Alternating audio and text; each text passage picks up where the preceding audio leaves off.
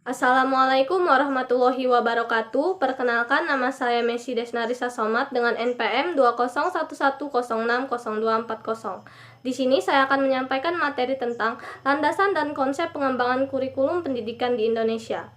Video ini dibuat untuk memenuhi UTS pada mata kuliah Telaah Kurikulum Biologi dengan dosen pengampu Ibu Aryani Dwi Kusuma Wardani MPD. Jadi di sini saya akan menyampaikan pengertian kurikulum, fungsi kurikulum, makna pengembangan kurikulum, dan landasan pengembangan kurikulum. Yang pertama adalah pengertian kurikulum.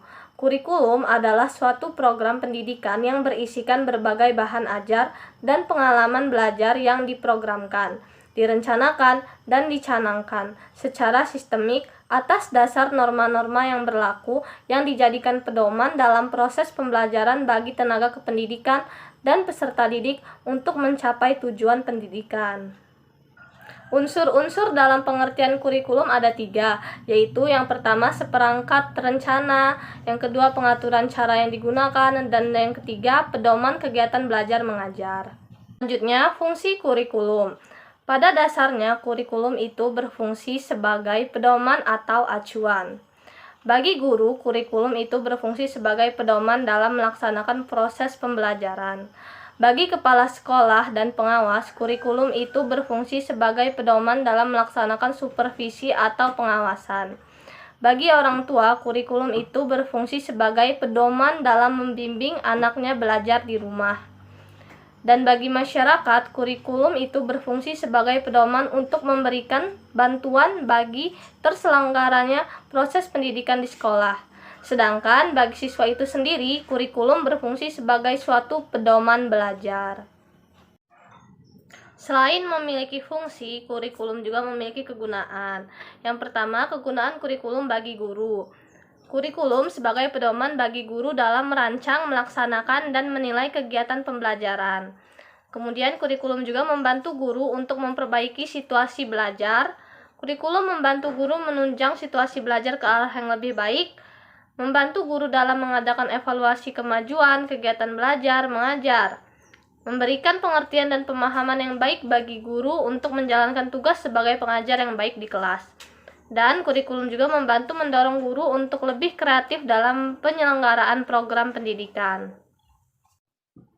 Kemudian, kegunaan kurikulum bagi sekolah. Kurikulum dijadikan sebagai alat untuk mencapai suatu tujuan pendidikan, baik itu dalam tujuan nasional, institusional, kurikuler, maupun dalam tujuan instruksional.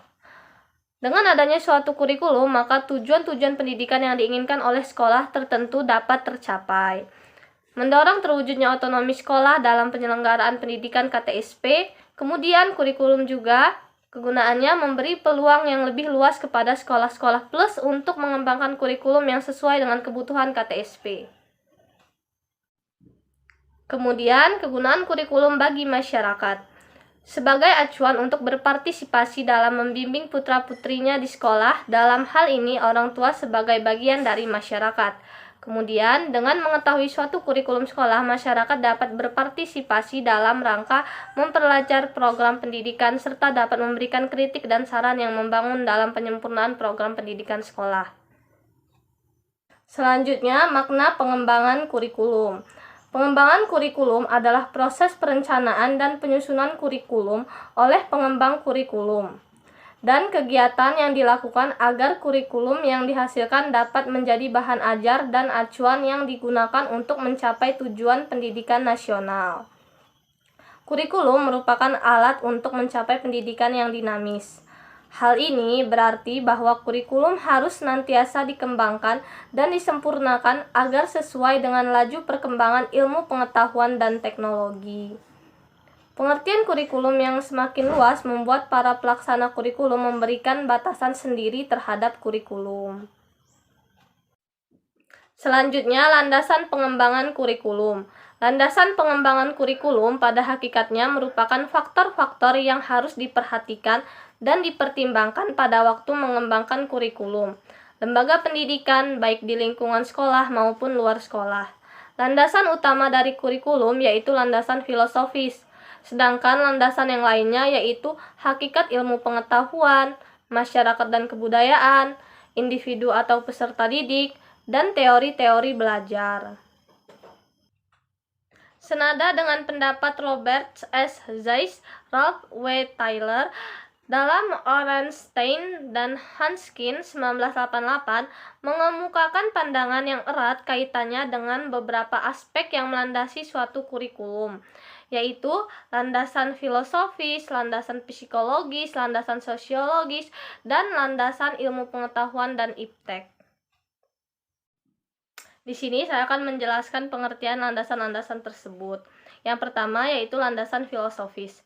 Pandangan-pandangan filsafat yang sangat dibutuhkan dalam pendidikan, terutama dalam menentukan arah dan tujuan pendidikan. Filsafat akan menentukan arah kemana peserta didik akan dibawa.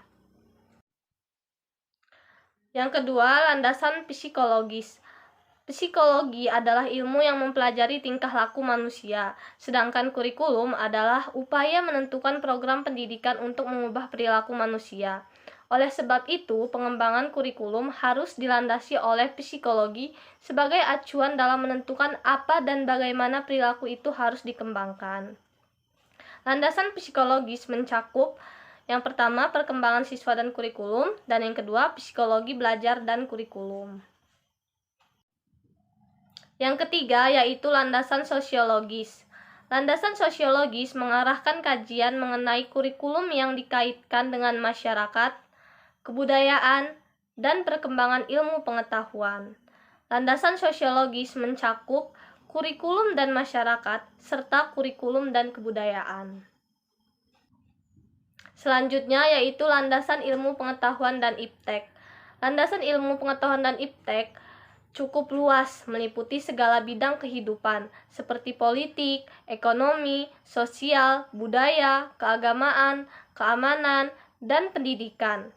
Dengan perkembangan teknologi yang semakin pesat ini, maka kurikulum harus berlandasan ilmu pengetahuan dan teknologi. Mungkin itu saja yang dapat saya sampaikan mengenai materi, landasan, dan konsep pengembangan kurikulum pendidikan di Indonesia. Lebih kurangnya saya mohon maaf, dan kepada Allah saya mohon ampun. Saya akhiri. Wassalamualaikum warahmatullahi wabarakatuh.